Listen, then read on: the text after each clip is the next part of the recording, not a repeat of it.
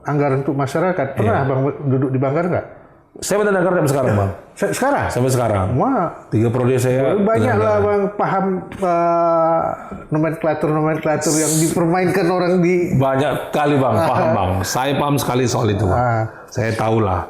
Ya, yang tujuannya ikhlas tidak ikhlas itu saya tahu lah. Ya, itu ya kayaknya sih rahasia tapi bukan rahasia. Gitu. Ngobrol bareng Orbit, kami obrolkan, Anda simpulkan. Assalamualaikum warahmatullahi wabarakatuh. Jumpa lagi kita di Ngorbit, ngobrol bersama ngobrol bareng Orbit. Kok bersama pula? Tapi bersama juga apa-apa karena bersama aku udah ada sekarang namanya hampir mirip sama aku. Iya. Aku Riza, itu Jera. Iya. Teman-teman sedikit. Jadi menarik. Orbit kita kali ini kita ngobrol-ngobrol dengan wakil rakyat. Karena kayaknya kalau wakil rakyat ini jarang kita ajak ngobrol, lupa pula nih kalau dia wakil rakyat. Gitu. Jadi itu sebetulnya kita ajak Abang ngobrol Bang. Karena kok makin ke sini orang-orang di rumah rakyat makin jauh sama rakyat. Iya.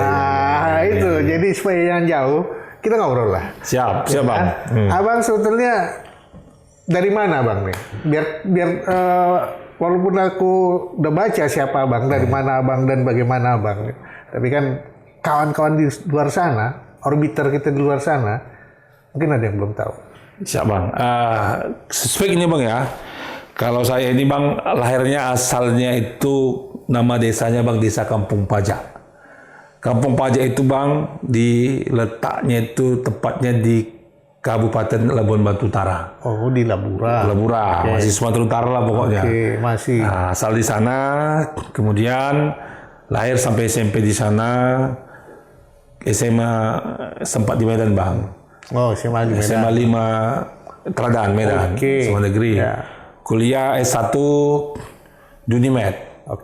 Nah, setelah itu tamat, pulang kampung, sempat berdagang di Rantau Prapat 1 tahun. Habis itu pindah ke Kanopan. Nggak jadi cikgu? Enggak Bang. Oh, enggak Bang. Padahal Unimed waktu itu masih jadi untuk cikgu tuh kan? Enggak Bang, masa itu kami sudah masa transisi antara IKIP ke Unimed. Jadi aku tuh Nondiknya ya. Non pendidikan. Kami lah pertama alumni Unimed, jurusan akuntansi non pendidikan yang tamat dari Unimed 2004-2005. Berarti dosen Abang ada satu yang kawan baikku, almarhum. Siapa itu Bang? Isa. Alisa Bang, itu teman saya dekat Bang. Muhammad Isa. Alisa, betul. Teman dekat gitu Bang. Udah meninggal ya? Meninggal, almarhum. Waktu dia kemarin tiba-tiba. Mendadak dia. Ya, balik kita ke cerita. Siap. Jera siapa? Ya. Nah, kabarnya Abang juga bukan sebentar jadi wakil rakyat. Siap Bang. Udah keberapa kalinya ini Bang? Ini 3 periode Bang. Untuk Sumut? Sumut saja Bang. Di daerah? Tidak pernah Bang di daerah. Tidak pernah. Jadi Bang langsung tembak Bang. Ngeri. 2014 tembak langsung ke Sumut Bang. Dari mana Bang? Labuan Batu Raya juga. Nah, maksudnya di partainya? PKB. Partai Kebangkitan Bangsa. Nah ini yang menarik. Kebangkitan bangsa kan harusnya semangatnya bangkit terus nih. Semangat bangsa Bang ya. Iya. Apalagi sebentar lagi kan hari kebangkitan juga. Nggak lama lagi kan? Iya siap. Jadi selama Bang duduk mewakili kami di rumah rakyat sana, udah berapa bidang yang Abang kerjain? Maksudnya komisi ini Bang ya? Iya, saya itu Bang awalnya masuk di DPRD Sumatera Utara 2014. Saya latar belakang sebelum pedagang Bang. Keluarga saya keluarga pedagang. Punya ada dulu dagang sembako, saya buka cabang di Kanopan. Tapi tutup Bang, tumpur. Saya jual nasi Bang. Nasi. Jadi orang-orang Labura itu kayak ya Bupati Labura itu yang dulu Pak Haji Buyung itu dia kenal sama saya itu karena saya jual nasi dulu Bang. Banyak juga sekarang yang ASN yang pindah ke Medan kenal saya memang penjual nasi. Berarti ketua Abang tuh kenal baik lah sama Bang ya? Iya, kenal baik Bang. Jadi alhamdulillah 2014 kita calon pada masa itu dengan keberanian saja sebetulnya, betul berani Bang. Begitu duduk 2014 saya langsung membidangi bagian infrastruktur. Itu komisi D. pada masa itu. Mungkin nggak zaman abang lah, makanya jalan dari negeri lama ke Ajamu itu jadi lebih bagus ya? Ya, tapi yang lebih utama Bang, saya pernah janji sebelum saya duduk sebagai anggota DPR, saya berjanji di kampung saya itu ada jalan provinsi namanya Labura Tobasa Bang. Oh, Labura Tobasa, oke. Alhamdulillah Bang, janji saya itu sampai perbatasan Tobasa sudah diaspal. Begitu saya satu periode selesai. Itu janji saya kepada masyarakat, khususnya yang di Labura Tobasa, Desa Andersoid, satu kampanye. Apa yang menjadi permintaan masyarakat, yang utama itu jalan infrastruktur. Dulu jalannya hancur kali Bang. Kalau udah hujan nggak bisa masuk lagi namanya mobil. Sekarang udah oke kan? Sekarang udah aspal mulus Bang. Itu waktu itu bagi infrastruktur. Saya masuk ke bidang anggaran. Komisi C. Wah, ini itu bagian perbankan, bagian anggaran, bantuan daerah segala macam juga di situ Bang. Oke. Bantuan keuangan provinsi, kabupaten, kota. Kebetulan saya langsung diangkat jadi ketua komisi C. Wis, itu yang sedapnya. Ya Bang. Belajar setahun, langsung naik jadi ketua. Ya ini. Itu mantap tuh. Ya. Tapi tahun berapa itu? 2016-17. Oh. Belum masuk ke bahan pertanyaanku Bang. Siap. Karena bahan pertanyaanku itu berkait dengan dana dari Pemprov ke Kota Medan untuk Lapang Merdeka. Iya. Yang dulu 100, hampir 200 miliar itu Bang. hampir 200 M. Iya. Kenapa kok Medan yang jadi anak emas gitu? Iya. Ya, pada saat itu sebenarnya saya sudah sampaikan juga kepada pemerintah daerah ya. Pada masa itu zamannya Pak Edi Gubernur Sumatera Utara. Kenapa ini Kota Medan yang tergolong mampu tetap kita alokasikan dana BKP namanya Bang. 25% lebih itu Bang. Iya, bantuan keuangan Provinsi Sumatera Utara untuk melepaskan lapangan merdeka pada saat itu yang masih dialokasikan masih pertama 100 tuh Bang. Iya 100 baru bertahap dia. Pertama dulu kan itu kan tempat orang berdagang sebelah lapangan mereka. Karena ada penjelasan dari pemerintah daerah untuk membantu Kota Medan mengembalikan heritage, maksudnya itu menjadi fungsinya sebagai lapangan mereka, cagar budaya terkait besarnya anggaran pada saat itu. Ya kita kita masih mengiyakan dalam konteks pada masa itu. Ya karena memang Kota Medan itu adalah pusatnya pemerintahan, pusatnya ibu kota, perlu ada pembaruan, perbaikan. Ya pada masa itu bolehlah, kalau memang tujuannya baik, tidak ada masalah itu. Cuman kan kalau daerah lain melihat kan bisa. Ya justru jadi bisa begini. Iya. Jadi ketidakadilan katanya kan, tidak adil katanya seperti itu Bang. Itu berarti Abang mengalami banyak hal lah di sana. Mulai pelajaran berpihak kepada masyarakat itu udah jelas waktu itu. Iya pada masa itu Bang. Terus Abang kemana lagi sudah itu? Ya saya habis komisi C, saya kembali lagi ke komisi D. Tahun itu berputar aja Bang, D, C, D, C. Oke. Saya di C itu pernah sekretaris komisi C, wakil ketua komisi C, dan ketua komisi C. Karena memang ini bidang anggarannya Bang. Karena saya kan akuntansi nih. Jadi notabene pas dia. Dari mengelola dan memikirkan banyak hal anggaran untuk masyarakat. Pernah Bang duduk di Banggar nggak? Saya benar anggaran sampai sekarang Bang. Sekarang? Sampai sekarang. Wah. 3 periode saya. Banyak lah Bang paham nomenklatur yang dipermainkan orang di. Banyak kali Bang, paham Bang. Saya paham sekali soal itu Bang. Saya tahu lah. Ya yang tujuannya ikhlas tidak ikhlas itu saya tahu lah. Itu ya. Kayaknya sih rahasia tapi bukan rahasia gitu. Tapi faktanya segala sesuatu itu Abang pahami dengan benar. Nah sekarang apa di komisi? Saya kebetulan diberikan amanah dari partai wakil ketua komisi A Bang. Wakil ketua komisi A, mantap ini. Udah mengerti anggaran, duduk lagi di bagian hukum Bang. Counterpart untuk pemerintahan. Itu pas sekali itu ya. Karena memang periode ketiga itu Bang sudah harus memang memahami terkait mengenai bidang-bidang hukum, pemerintahan, kemasyarakatan. Karena saya berpikir bahwasanya ini saatnya bagi saya langsung ketemu dengan masyarakat, karena memang di Komisi A itu bidang hukum yang selalu berinteraksi dengan masyarakat, Bang. Ya. Nah ini sekarang nih momen ini Bang sebetulnya ya, kalau menurut aku sih ya. Siap. May Day. Siap. Bagaimana kira-kira menurut wakil kami di gedung Dewan situ menyikapi buruh itu dan mendiskusikannya dengan pemerintah? Ya, hari ini kan kita memperingati 1 Mei, Bang ya. Ya. Memperingati Hari Besar Buruh lah ya. Dalam konteks ini saya memberikan apresiasi kepada kawan-kawan buruh. Ya. Karena memang dalam ide ini mereka menyampaikan aspirasi itu dalam keadaan ya kondusif lah, Bang. Ya, tidak ada hiruk pikuk segala macam. Dan pemerintah saya lihat, saya dengar, saya baca di media TV bahwasanya Bapak Presiden turun langsung menyambut aspirasi mereka dan berbaur dengan mereka.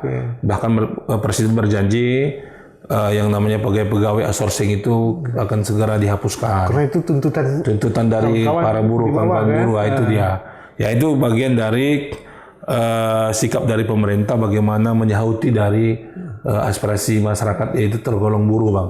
Saya rasa itu poin yang sangat penting untuk hari ini, Bang. Ya. Bukan cuma itu sebetulnya, Bang. Iya. Kayak kalau selama ini kita lihat kenaikan gaji, UMR, iya betul. Itu kenaikannya jauh di bawah inflasi. Benar. Jadi naik pun hanyut juga kata orang di Kampung Abang itu. Betul. Memang ini kan keputusan ini kan memang harus berimbang, Bang ya. Karena memang ada ini gaji satu sisi ini memang harus benar-benar bisa menggambarkan keadaan ekonomi saat ini, Bang, untuk para buruh yang dalam keadaan seperti saya katakan kadang-kadang untuk kebutuhannya saja UMR itu ya masih jauh dari apa yang mereka inginkan. Kemudian bukan inginkan, Bang, yang mereka butuhkan. Kalau inginkan, aku inginnya banyak. Ya, ingin lebih besar, berarti kebutuhan lah, Bang ya. Di sisi lain memang kita berpikir bagaimana buruh ini terakomodir dan juga para investor yang akan masuk ke tempat kita juga terakomodir. Tidak takut dengan mungkin ya kalau mereka masuk Indonesia ini kan yang paling utama mereka lihat itu kan selain kondisi keamanan, kepastian yang paling utama itu adalah terkait bagaimana gaji buruh, Bang. Karena memang mereka itu kan berkompetisi kita dengan negara lain, produsen negara lain terkait mengenai biaya produksi. Yang paling besar itu adalah biaya buruh. Oleh karena itu memang harus ada keseimbangan, Bang, terkait keputusan ini. Jangan sampai terlalu tinggi, investor tidak berani datang kemari, yang tercipta pengangguran. Sisi lain juga pemerintah harus memikirkan bagaimana buruh ini juga kebutuhan-kebutuhannya dapat tercukupi dari gaji yang sekarang ini diputuskan. Semoga nanti pun kalian di sana di gedung DPR rakyat itu, kan, bisa membuatkan kebijakan yang menjadikan buruh itu bukan hanya pekerja tetapi mitra. Itu kan lebih gengsinya lebih enak sedikit daripada buruh kayak babu gitu, Bang. Kalau saya, Bang, dalam dunia, saya kan orang akuntansi, orang ekonomi, Bang. Sebenarnya sebuah perusahaan itu buruh itu bukan hanya sekedar kos biaya, Bang, tapi sudah aset, Bang. Itu udah aset dan mesin produksi, Bang. Jadi artinya itu yang perlu dihargai. Itu makanya aku bilang tadi bukan lagi buruh tapi mitra kerja berusaha. Mitra usaha. Ya kan? Itu dia, Bang. Jadi itu kan menarik, Bang. Oke, buruh udah bisa kita gambarkan, Abang dan kawan-kawan akan berusaha untuk menyikapi kemungkinan tuntutan gaji dan segala macam. Betul. Nah, besok ini kan hari pendidikan. Nah, ini bagaimana kira-kira kalian pengelola provinsi ini, kalian kan termasuk kan? Betul. Dengan pemerintah bisa merealisasikan 20% amanah konstitusi untuk pendidikan di Sumatera Utara. Benar, Bang. Di APBD itu, Bang, sesuai dengan Permendagri ya, struktur APBD itu sudah diatur terkait alokasi belanja wajib, Bang. Termasuk itu belanja untuk pendidikan dan kesehatan. 20%, kesehatan minimal 10%, Bang. Artinya yang 20% ini harus memang bisa dialokasikan, bisa bermanfaat untuk peningkatan kualitas pendidikan kita di Sumatera Utara. Karena memang kewenangan kami itu setingkat SLTA, kami fokus di sana Bang. Ya, pasti. Ya, karena memang itu yang menjadi kewenangan kami untuk bagaimana tingkat terkait mengenai gaji para guru, kesejahteraan guru itu bisa ditingkatkan dan linear dengan peningkatan kualitas pendidikannya Bang. Itu dari sektor penunjang ya? Penunjang, iya. Ini yang belakang nih kan? Iya, benar. Nah, sektor depannya sendiri, siswanya?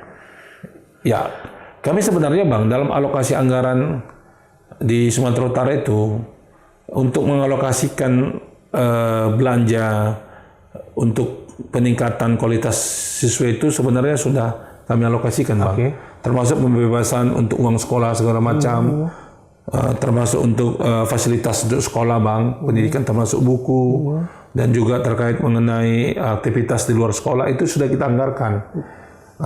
Bahkan dari segi infrastrukturnya juga untuk penunjang peningkatan kualitas juga sudah kami alokasikan untuk baik itu yang SLTA yang sifatnya di bawah pemerintah Sumatera Utara yang negeri, bahkan untuk swasta Bang. Bahkan sekolah-sekolah agama juga, Kementerian Agama yang Jadi, SLTA. bahkan kalian udah melebarkan lebih daripada hanya yang negeri kan? Negeri Bang. Jadi saya ini kan sebenarnya kan DPRD Sumatera Utara paling banyak Bang mengalokasikan di dapil saya itu infrastruktur terkait penunjang kualitas sekolah itu yaitu perbaikan ruang kelas baru Bang.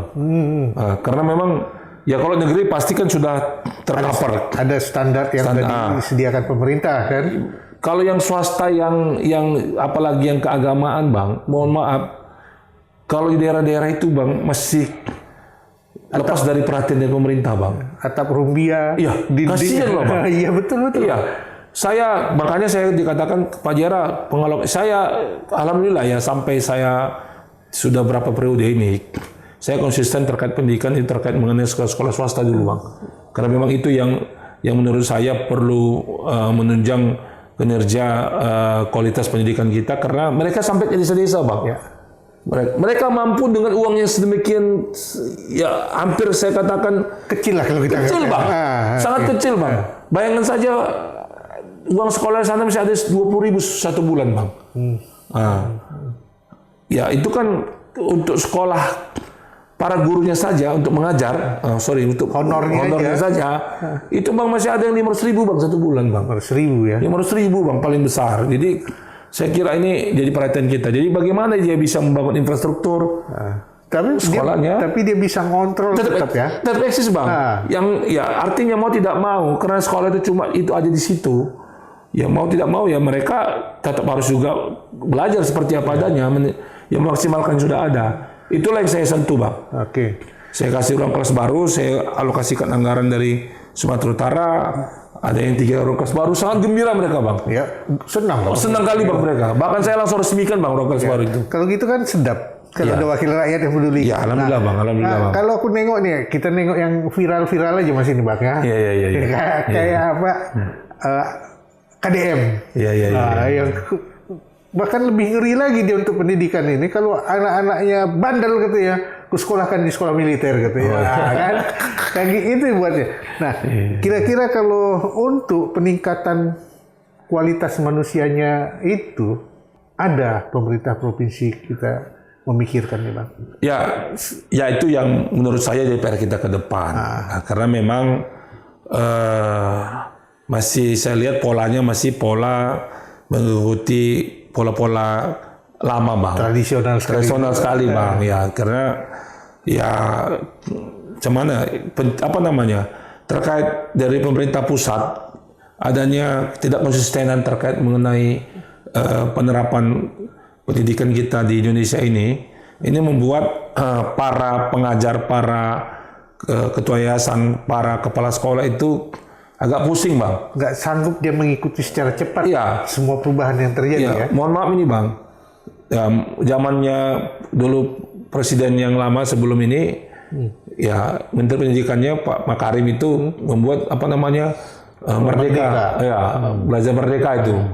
Tidak lama berubah Bang. Sekarang ya yang Dinas Pendidikan baru lagi menterinya berubah lagi kembali seperti zaman dulu lagi, Bang. Oke. Ini kan yang lama saja belum selesai konsisten diterapkan, sudah berubah, Bang. Oke. Jadi kita pusing, Bang. Tapi untung berubahnya ke hal yang sudah pernah ya. Sudah pernah. Itu nggak akan lama. Ya, artinya memang. Ya, artinya memang ya dari segitu saja pun masih banyak persoalan-persoalan jadinya, Bang, yang terjadi kan. Karena memang kita tahu bersama memang kita ini dari Sabang sampai ya Papua sampai Merauke, ya kita tahu bersama, Bang, ini setiap sebuah kebijakan itu tidak bisa langsung bulan-bulan ditelan bisa diterapkan langsung, butuh waktu, Bang. Kenapa aku titik beratkan ke sana, Bang? Karena aku sakit hati aku ngelihat ada yang viral di media sosial. Ketika anak-anak ditanya Pancasila aja nggak tahu. Nggak ngerti ya, Bang? 5+5 pun nggak tahu. Betul, itu kan kacau gitu, Bang, kalau seperti itu. Sementara anggaran pendidikan kita terbesar dalam setiap anggaran yang dikeluarkan pemerintah. Iya. Ya ini kan memang PR kita bersama, Bang. Ya, jadi perlu ada memang sebuah kajian terkait penerapan konsistensi kebijakan-kebijakan dari pemerintah. Ya seperti tadi saya katakan, ada anak murid 2+2 mahalnya nggak tahu, Bang. Malah itu juga dipublish pula ke media kan, Bang. Terjas dia. Kan malu kita. Malu kita, Bang. Dan seolah-olah memang pendidikan kita nol besar. Mundur, Bang. Wah, bukan nol besar lagi, mundur, Bang. Iya. Nah, ini saya kira ini pembelajaran lah. Ya, ada sesuatu yang salah menurut saya terkait ini. Sebenarnya Bang masih banyak juga sih. Yang berhasil banyak, Bang. Yang bagus-bagus masih banyak. Karena aku juga lihat yang anak dari Sumatera Utara yang berhasil ikut Olimpiade segala macam. Fisika, matematika itu masih berhasil. Banyak masih. Berarti kan ya tinggal levelingnya aja yang mana yang paling banyak. Kenapa aku berat ke sana, Bang? Karena sebentar lagi juga kalau nggak salah Hari Kebangkitan Nasional. Betul. Ya. Apa kita memang harus dipijak orang terus? Karena agak sinis memang aku nyatakan seperti itu. Memang kalau kita bodoh kita kan dipijak orang terus gitu. Itu makanya aku tanyakan arahnya ke situ. Jadi kira-kira kalau kawan-kawan di Dewan yang mewakili kami semua ini duduk bersama, ada nggak terpikir untuk melepaskan kita dari injakan-injakan berat yang terjadi dari pergerakan politik, ekonomi, sosial, budaya, lokal maupun regional dan global? Ya, saya rasa begini, Bang. Dari pihak pemerintah ya, ini kan eksekutor, Bang. Kami kan dalam konteks kan bagian dari pemerintah daerah. Ya, tapi kan kalian masuk dalam budgetingnya, pengawasannya. Ya, pengawasannya. Kita lebih pengawasannya, Bang. Tetapi kan eksekutor itu pemerintah, Bang. Eksekusinya, Bang. Kita sudah suarakan terkait mengenai hal seperti ini. Ya, alhamdulillah memang mungkin gubernur yang baru ini Pak Bobi dia konsisten terkait pendidikan.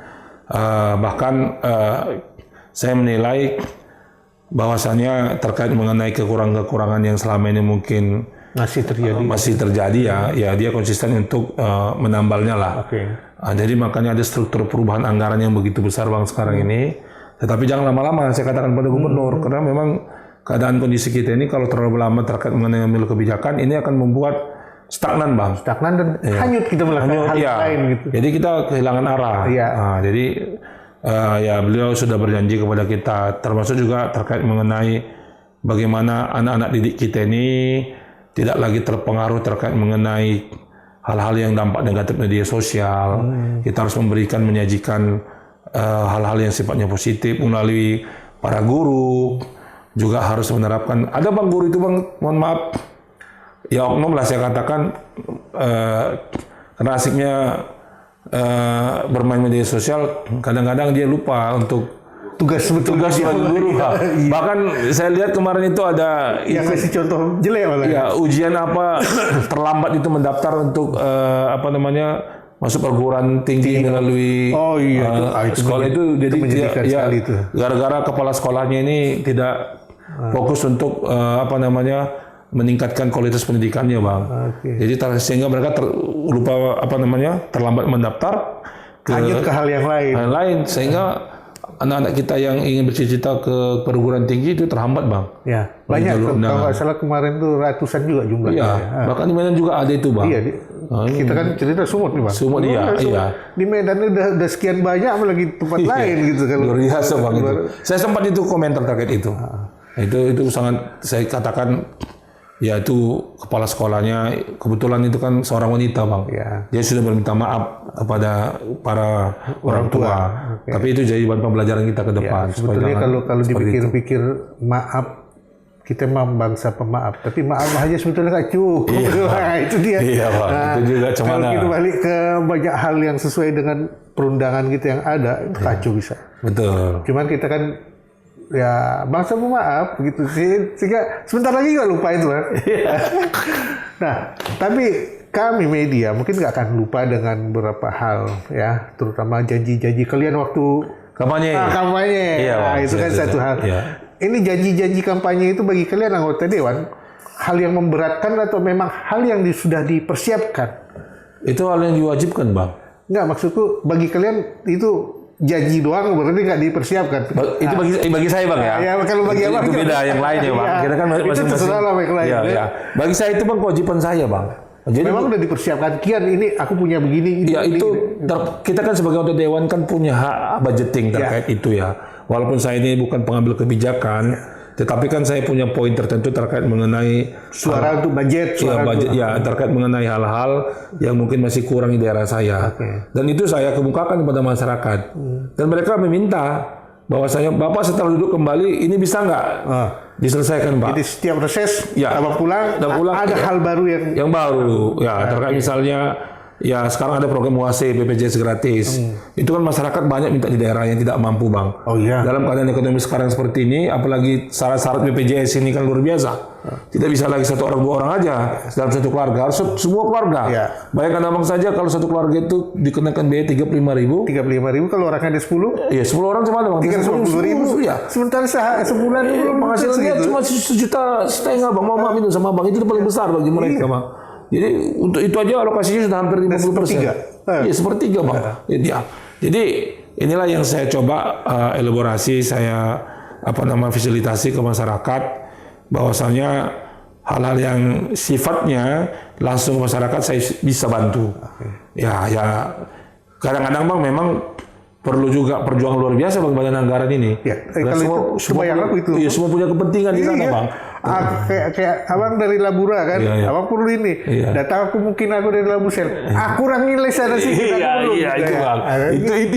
Itu perlu perdebatan dan yang luar biasa Bang untuk meyakinkan. Dan lobby-lobby yang perjuangan lah Bang. Istilahnya perjuangan lah Bang. Iya. Kalau lobby nanti bahasanya kan lebih negatif ya kan. Gitu. Perjuangan Bang itu dia Bang. Tapi menarik kalau udah sampai sebegitulah anggota dewan rata-rata memikirkannya itu kan rakyat tenang Bang. Alhamdulillah Bang, insyaallah. Sebetulnya kalau kita lihat permasalahan rakyat kita kan nggak banyak Bang. Iya. Ketika hak mereka dipenuhi sama pemerintah, sama pengelola lah, bukan pemerintah aja, termasuk kalian dari wakil rakyat kan. Mulai dari hal yang dasar. Masa sih KTP mesti sulit? Betul. Akte kelahiran mesti sulit. Terus gara-gara sulit, semua terkendala. Semua harus bayar? Bukan harus bayar Bang. Nggak ada akte anak nggak bisa sekolah. Ya kan? Nggak ada KTP, nggak bisa ngurus surat-surat. Ya kan? Kalau nggak ada ini semua, nggak bisa dia bergerak maju. Betul. Nah, hal seperti itu ada nggak yang kalian pikirkan sebagai wakil rakyat? Yang mana sih sebetulnya hak rakyat dan yang mana yang jadi kewajiban rakyat dan mana hak negara dan yang mana kewajiban negara? Kalau KTP itu menurut aku itu kewajiban negara dan hak rakyat. Karena negara yang tahu itu rakyatnya itu bukan. Betul. Itu maksudnya. Ya, ada nggak gambaran itu kalian bicarakan di? Kalau Sumatera Utara kan memang Bang dia tidak bisa langsung. Ya. Misalnya case per case kita bicaranya KTP Bang. Kita harus sampaikan ke wali kota atau bupati karena memang dia memegang kewenangan. Kalian nggak punya warga ya? Iya, nggak punya warga Bang. Nah, jadi saya sendiri memang kan warga Medan nih. Saya ngurus pindah dari Labura kemari perlu juga liku-liku Bang. Oh iya, banyak jalannya. Iya, jadi saya harus datang ke ini Bang. Karena ada anak saya yang beda sedikit namanya, saya langsung bang ke Capil bang. Disduk Capil, Disduk Capil bang. Oke. Nah, sudah, saya langsung bilang tolong ini dibantu, saya bilang. Ya, langsung turun di Capilnya bang. Saya bilang mana orang ini kok lama kali ngurus gini saya bilang.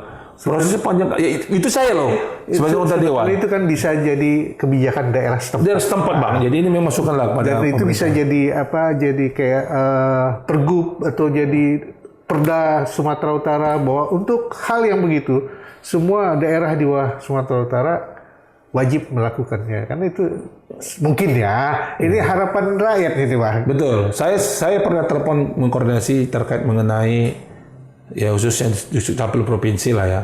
Saya sempat sampaikan kepada mereka untuk tolong itu yang di kabupaten kota dipermudah. Kalau urusan-urusan administrasi masyarakat, karena kan itu bagian dari hak mereka gitu saya bilang. Kapan dipersulit? Ya mereka juga memang iya juga katanya, tapi Pak memang ada hambatan-hambatan terkait memang implementasi di lapangan. Kadang-kadang tidak semua bang pemikiran. Tapi kalau dia udah menjadi hukum minimal perda, itu kan udah mengikat buat mereka. Ada bang perdanya itu bang. Peraturan menteri pun ada itu bang. Belum ada yang terikat aja mungkin. Jadi memang bang, ya mohon maafnya ya, ini kadang-kadang saya di kabupaten kota ini kan kadang-kadang saya kalau ngomongin soal ini kan nanti katanya terlalu campur kali bang urusannya. Iya. Karena dia punya wakil sendiri. Wakil sendiri bang. Jadi kan ya saya ya hanya sifatnya menghimbau saja. Ya setara gubernur saja pun kadang-kadang tidak sejalan juga dengan kabupaten kota kan. Ya, betul. Pemerintahannya. Walaupun sifat kami sifatnya orkestrasi bang, menyelaraskan. Iya menyelaraskan kepentingan pusat dan daerah itu pemerintah Sumatera Utara. Kadang-kadang hambatannya luar biasa. Saya memahami keadaan gubernur seperti itu. Terbayang aku bang, karena otonomi kita kalau menurut sebagian orang yang berpikirnya dengan pikiran mereka salah kaprah, karena harus otonominya di provinsi, kenapa harus daerah juga. Itu dia bang. Tapi kalau kita cerita tentang kerjaan abang dan masyarakat 3 hari 3 malam atau 7 hari 7 malam gitu cakap nggak akan habis nih bang. Iya nggak akan habis nih bang. Karena abang waktunya udah 13 tahun kan. Tindakannya betul lama ya kan. Dan apalagi abang dengan pengalaman 3 periode, banyak hal yang bisa dikorek sebetulnya kan. Siap. Tapi Bang Jera, apapun ceritanya waktu juga yang mengikat kita ya. Iya. Aku maunya lebih lama lagi sebetulnya nih bang. Nanti kalau perlu kita ulang lagi. Itu dia yang penting kan. Masih banyak mau ceritakan sebetulnya sama orang abang ini kan. Itu sebetulnya yang mau kami curi sikit dari kalian anggota dewan ini. Ya kan? Asik mengorbit sekarang ini luar biasa bang. Kita kan memang harus mengorbitkan rakyat. Iya bang, betul. Itu dia rakyat dan hak rakyat kita coba penuhi. Betul. Makanya kami ajak lah kalian dan kawan-kawan itu, ayo bercakap, kalau perlu kalian jawab apa tantangan rakyat. Betul bang. Oke. Kita tutup dulu bang ya. Ya siap. Kalau enggak, lanjut lagi kita cakap itu ya. Siap. Gak habis-habis. Jadi pemirsa, bukan pemirsa, kalau pemirsa tuh kayak di TV ya gua. Kita di sini di orbit, orbiter di rumah. Kita udah cakapkan lebih banyak hal dengan Bang Jera. Dan hal itu menjadi pelajaran yang baik buat kita. Orbit kita kali ini harus kita lanjutkan dengan tema-tema yang lain. Dengan kawan-kawan yang lain di dewan situ. Kalau berani, ayo datang sini dong. Jangan cuma duduk di rumah dewan sana, rumah rakyat sana. Datangi rakyat, kita ngobrol di sini. Sampai di sini dulu, kita jumpa dengan orbit berikutnya. Ya, assalamualaikum. Assalamualaikum warahmatullahi wabarakatuh. Ngobrol bareng Orbit, kami obrolkan, Anda simpulkan.